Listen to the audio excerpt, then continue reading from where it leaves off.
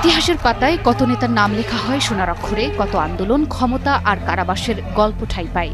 কিন্তু সেই ইতিহাসের প্রখর আলোর আড়ালে সবসময় থেকে যান কিছু নীরব মানুষ, যারা নিঃস্বার্থ ভালোবাসায় আগলে রাখেন প্রিয় ব্যক্তিত্বকে। তেমনই এক নাম ফাতেমা। বেগম খালেদা জিয়ার জীবনের উত্থান পতন, সংগ্রাম আর শেষ মুহূর্তের একাকিত্বের গল্পে ছায়ার মতো মিশেছিলেন তিনি।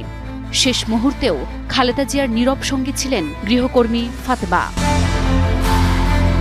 দীর্ঘ ১৫ বছরেরও বেশি সময় ধরে নীরবে নিঃস্বার্থভাবে খালেদা জিয়ার প্রতিটি কষ্টের মুহূর্তের সাক্ষী ছিলেন এই ফাতেমা।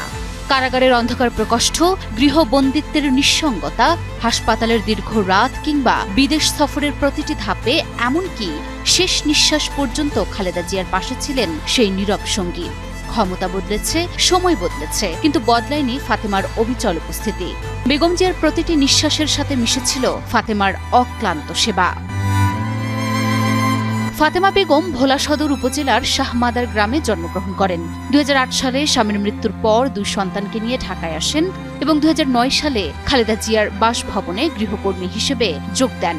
পরিচয়টা স্রেফ গৃহকর্মী হলেও সময়ের পরিক্রমায় ফাতেমা হয়ে উঠেছিলেন খালেদা জিয়ার নির্ভরতার আরেক নাম।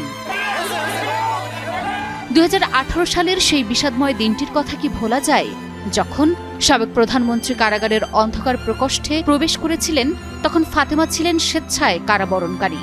কোনো অপরাধ না করেও শুধু প্রিয় নেত্রীর সেবায় নিজেকে সঁপে দিয়েছিলেন এই নারী। আজ বেগম খালেদা জিয়ার জীবনাবসানের মধ্য দিয়ে সেই দীর্ঘ একনিষ্ঠ সেবার সমাপ্তি ঘটল। শেষ মুহূর্তেও যখন চারপাশ নিস্তব্ধ ছিল, তখনও প্রিয় ম্যাডামের পাশে ছিলেন এই নীরব সঙ্গী ফাতেমা। ফাতেমা কোনো রাজনৈতিক নন, ক্ষমতার মোহও নেই তার, আছে কেবল এক বুক অকৃত্রিম আনুগত্য। ইতিহাসের আলোয় হয়তো তার নাম খুব একটা উচ্চারিত হবে না, কিন্তু বেগম জিয়ার জীবন ইতিহাসের পাতায় ফাতেমা এক অমর নীরব সাক্ষী।